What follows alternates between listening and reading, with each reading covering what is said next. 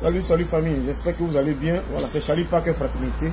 Je fais cette vidéo, véritablement une petite vidéo pour présenter mes excuses au gouvernement de Côte d'Ivoire, présenter mes excuses au parti RADP, parce que lorsque j'ai décidé de quitter véritablement le bateau du parti au pouvoir, j'ai eu des propos durs et il y a eu des personnes montées aussi sur mon panel pour s'en prendre radicalement au président de la République et aux institutions.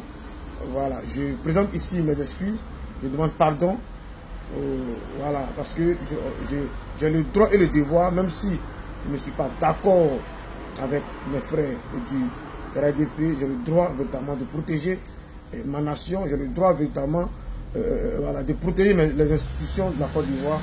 Voilà, voilà, venir dire des choses et c'était dit. Voilà, c'est enfantin, c'est enfantin. Voilà, moi, je vous avais vu, ça fait plus de 2 semaines. Voilà, j'ai pris de la hauteur et véritablement, je tiens à m'excuser. Et voilà, on doit protéger notre Côte d'Ivoire et ce peuple de Côte d'Ivoire. On a besoin de sécuriser cette nation et la politique, on doit la faire autrement. Voilà, et moi, Charlie Parker Fraternité, je ne suis pas quelqu'un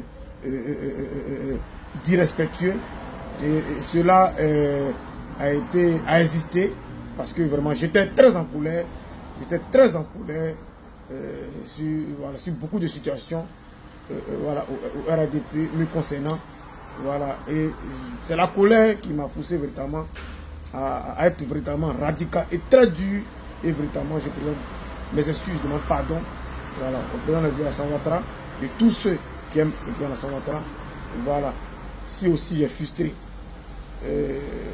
l'opposition et autres, je présente mes excuses.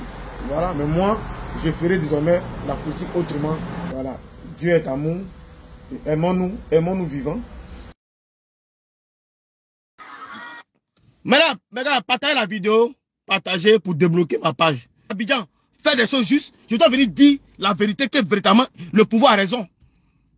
Quand le pouvoir d'Abidjan fait des choses justes, je dois venir dire qu'ils ont raison. Je ne dois pas venir dire non, tout est faux, tout est mauvais. Ah bon? Tout est faux, tout est mauvais. Ah bon? Mais en 2000, autant, quand le Prado n'était pas encore au pouvoir, là, on a vu, je vous jure, c'était des monuments aux morts, mais qui était le projet de société. C'était la construction d'un monument aux morts qui était le projet de société. À Yopougon, il y avait, vers Sipores là, il y avait un monument aux morts construit par le gouvernement de Gbagbo là. C'était les réalisations qui étaient là. C'était des réalisations. Les gens ont perdu la vie pour rien. En 2010, après les élections, il y a eu les gens ont perdu la vie pour rien. Aujourd'hui là, on va tout reprocher au président Alassane Ouattara. Mais il a bâti la Côte d'Ivoire. Il a bâti la Côte d'Ivoire. Il a construit la Côte d'Ivoire. Les ponts, les routes. On n'en parle pas. La dernière fois, le président Gbagbo avait dit que lorsqu'il a pris le pouvoir en son temps, il devrait faire véritablement un pont à péage. Mais lui, il ne voulait pas que ça soit un pont à péage. Et quand il a été attaqué par la rébellion, il a passé là-dessus. Mais si le pont à péage, quand tu as trouvé là-haut, on dit pont à péage, mais ce n'était pas Ado qui était au pouvoir. Il a trouvé un dossier. Gbagbo a dit ça. Mais c'est que Bédi aussi a trouvé, ou bien, ça veut dire c'est depuis Oufoué-Boigny qu'on doit faire un pont à péage. Mais lorsqu'on doit faire un pont à péage, c'est parce que on est pays sous-développé.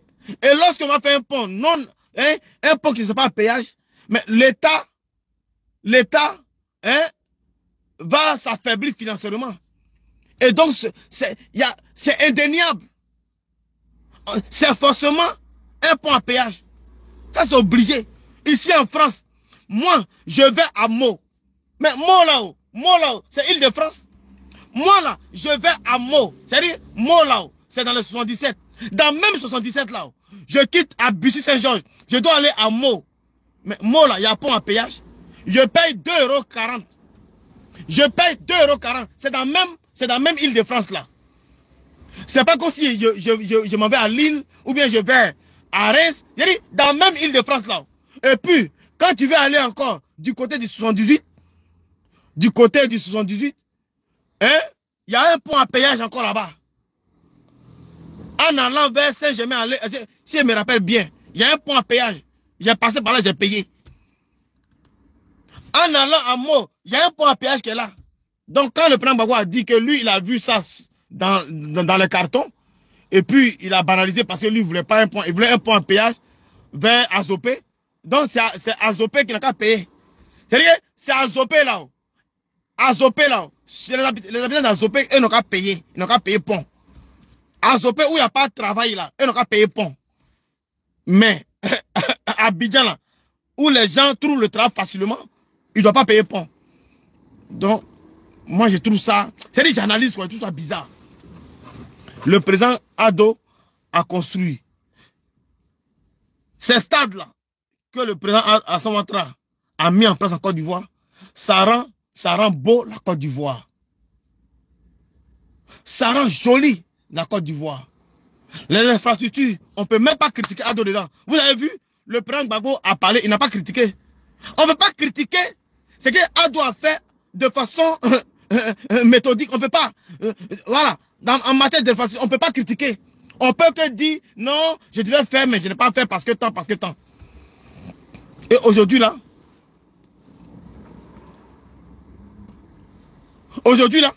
moi, c'est-à-dire, quand je quitte, moi là, mon seul parti politique que j'ai défendu sur la toile, c'est le RADP. C'est le RADP. Je ne suis pas bipolaire. C'est mes vérités là, peut-être qui dérangent les gens, et puis on m'attaque, on m'insulte, on me traite de traite, et ça m'a découragé, et j'ai quitté le bateau. Mais je me sens à l'aise, lorsque même je défends même le RADP. Je me sens à l'aise. C'est les gens qui ont commencé à m'insulter. Non, Charlie, t'es traite, Charlie, t'es ceci. À chaque fois que je fais des sorties hasardeuses, au lieu de me ramener à l'autre, on m'insulte, on me banalise, on ne me calcule pas. Et je me sentais isolé, je me sentais seul. C'est ainsi que j'ai commencé. Quand j'insulte, même les moutons, les gens disent, non, j'insulte les moutons, mais moi-même là, je suis mouton. J'insulte les gens même. Moi, Charlie, on ne te connaît pas comme ça. Tu n'es pas quelqu'un d'injurieux. Je dis, mes frères, c'est la colère. Quand tu es en boule là, quand tu es en colère là, faut te vider. Faut te vider, c'est important. Faut te vider. C'est important.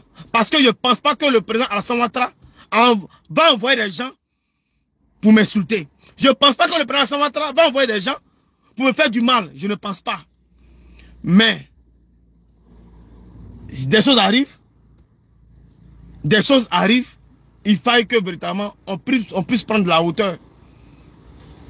On puisse prendre de la hauteur. En tout cas, la politique ivoirienne là-haut, c'est comme la politique française. On ne voit pas qui peut succéder à Macron ici en France et puis les Français seront à l'aise. On ne voit pas. Dans la classe politique française aujourd'hui, on ne voit même pas qui peut succéder à Macron. On ne voit même pas. Dans la classe politique ivoirienne, on ne voit pas qui peut remplacer Alassane Ouattara. Et puis les Ivoiriens vont vivre dans l'opulence. On ne voit pas. On ne voit pas qui peut remplacer.